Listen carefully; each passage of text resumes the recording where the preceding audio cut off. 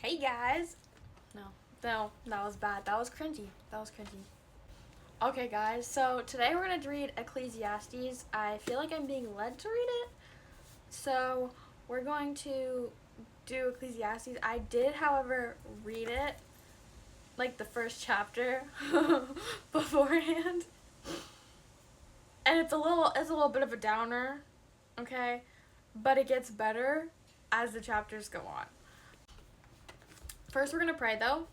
Okay. Dear Heavenly Father, thank you for all that you've done, all that you do, and all that you continue to do. Thank you for the people that we have in our lives, divine connections, divine relationships. Thank you, Father, that we can sit here today on these devices and connect through the internet that has been used for so much evil, but that we can also use it for so much good. Please give us eyes to see, ears to hear, and hearts to receive as we read your word today. In Jesus' name, amen.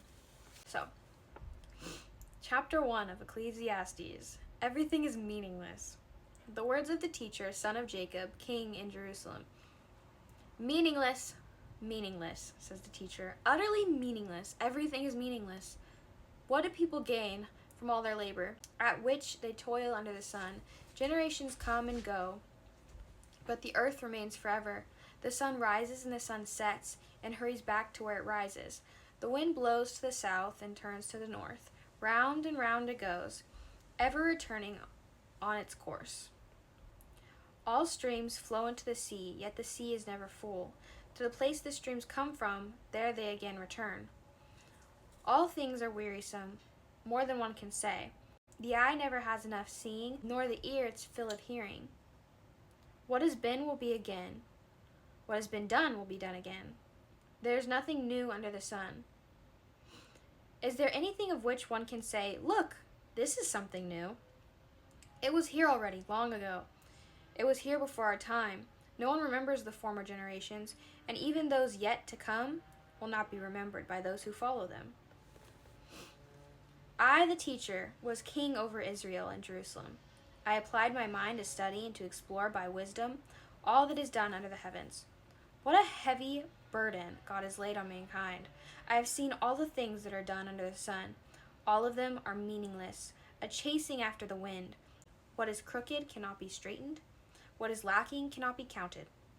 I said it to myself, "Look, I have increased in wisdom, more than anyone who has ruled over Jerusalem before me. I have experienced much of wisdom and knowledge. Then I applied myself to the understanding of wisdom and also of madness and folly, but I learned that this, too, is a chasing after the wind. For with much wisdom comes much sorrow. The more knowledge, the more grief." I'm not sure what I got out of that.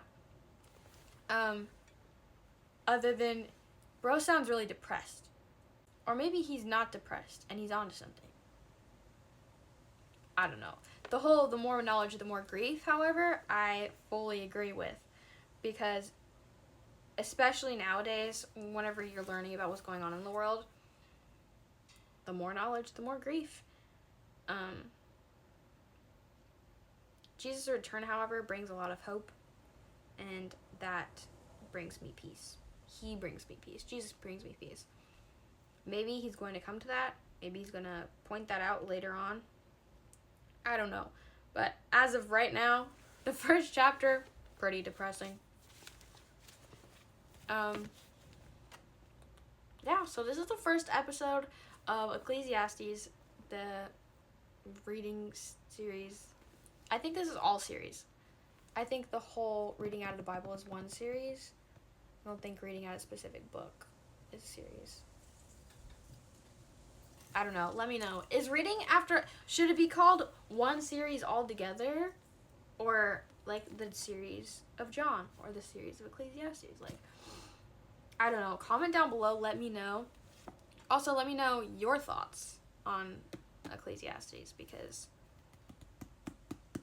that was depressing. Almost in a funny way, though, actually. But I'm excited to see what comes next. So, see you guys next time. Bye. Jesus loves you. I love you.